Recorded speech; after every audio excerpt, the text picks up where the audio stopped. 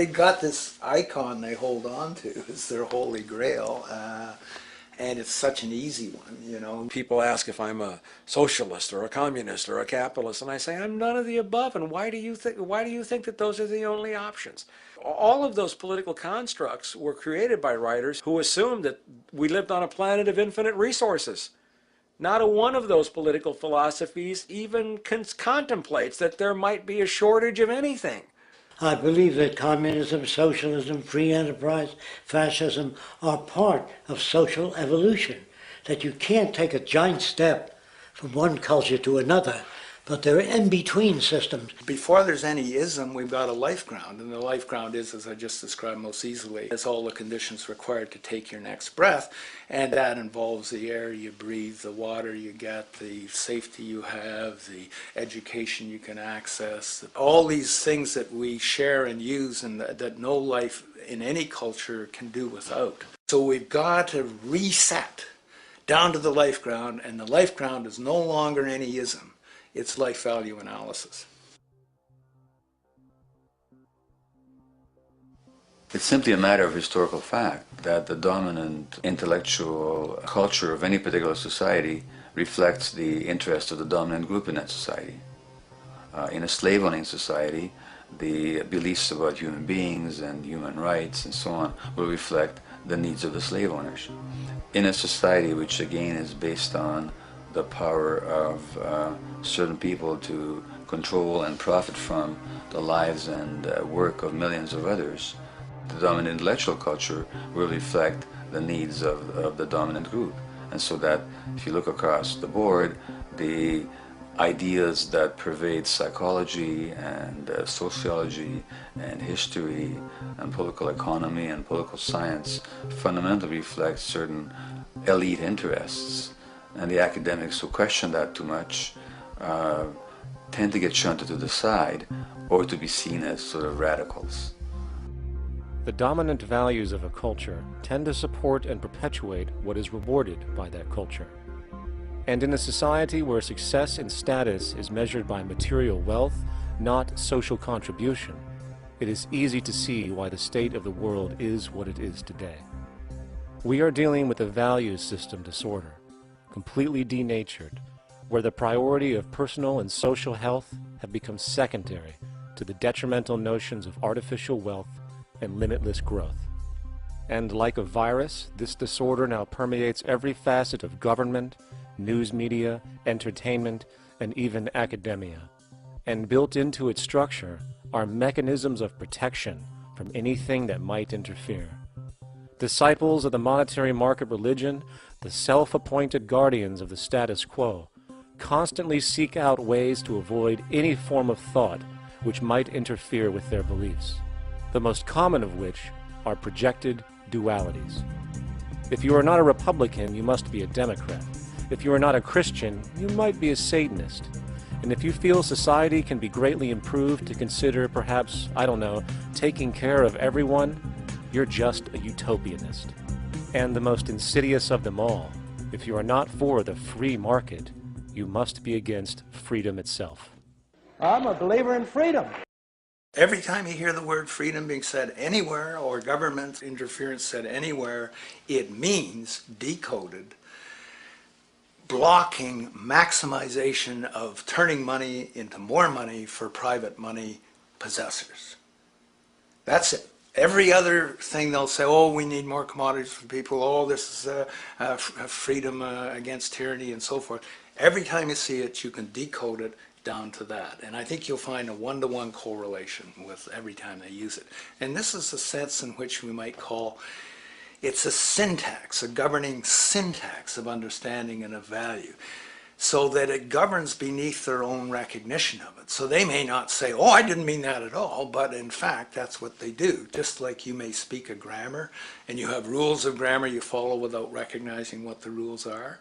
And so what we have is what I call the ruling value syntax that underlies this. So every time they use these words, government interference, lack of freedom, or progress, or development, you can decode them all to come back to mean that. Of course, when you hear the word freedom, it tends to be in the same sentence with something called democracy. It's fascinating how people today seem to believe that they actually have a relevant influence on what their government does, forgetting that the very nature of our system offers everything for sale. The only vote that counts is the monetary vote, and it doesn't matter how much any activist yells about ethics or accountability. In a market system, every politician, every legislation, and hence every government is for sale.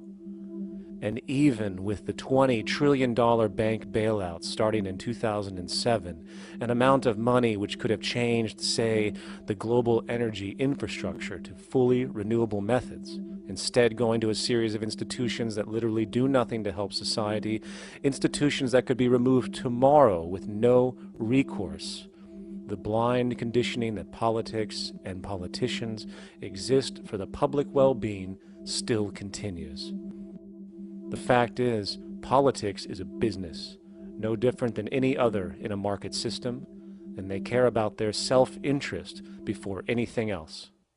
I don't really, honestly, deep down believe in political action. I think the system contracts and expands as it wants to. It accommodates these changes. I think the civil rights movement was an accommodation on the part of those who own the country. I think they see where their self-interest lies. They see a certain amount of freedom seems good, an illusion of liberty. Give these people a voting day every year so that they'll have the illusion of meaningless choice. Meaningless choice that we go like slaves and say, "Oh, I voted." The limits of debate in this country are established before the debate even begins, and everyone else is marginalized. They're made to seem either to be communists or some sort of disloyal person, a kook, there's a word, and now it's conspiracy. Say, they've made that something that should not be even entertained for a minute, that powerful people might get together and have a plan. Doesn't happen. You're a kook. You're a conspiracy buff. And of all the mechanisms of defense of this system, there are two that repeatedly come up. The first is this idea that the system has been the cause of the material progress we have seen on this planet. Well, no. There are basically two root causes which have created the increased so-called wealth and population growth we see today. One, the exponential advancement of production technology, hence scientific ingenuity. And two, the initial discovery of abundant hydrocarbon energy, which is currently the foundation of the entire socioeconomic system.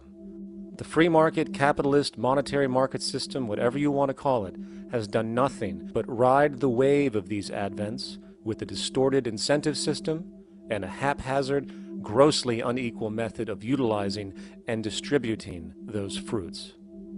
The second defense is a belligerent social bias generated from years of propaganda, which sees any other social system as a route to so-called tyranny, with various name droppings of Stalin, Mao, Hitler, and the death tolls they generated. Well, as despotic as these men might have been, along with the societal approaches they perpetuated, when it comes to the game of death, when it comes to the systematic daily mass murder of human beings, nothing in history compares to what we have today. Famines throughout at least the last century of our history have not been caused by a lack of food. They've been caused by relative poverty. The economic resources were so inequitably distributed that the poor simply didn't have enough money with which to buy the food that would have been available if they could have afforded to pay for it. That would be an example of structural violence. Another example, in Africa and some other areas, but I'll particularly focus on Africa, tens of millions of people are dying of AIDS. Why are they dying? It's not because we don't know how to treat AIDS. We have, millions of people in the wealthy countries are getting along remarkably well because they have the medicines that will treat it. The people in Africa who are dying of AIDS are not dying because of the HIV virus. They're dying because they don't have the money with which to pay for the drugs that would keep them alive. Gandhi saw this. He said the deadliest form of violence is poverty. And that's absolutely right. Poverty kills far more people than all the wars in history more people than all the murderers in history, more than all the suicides in history. Not only does structural violence kill more people than all the behavioral violence put together, structural violence is also the main cause of behavioral violence.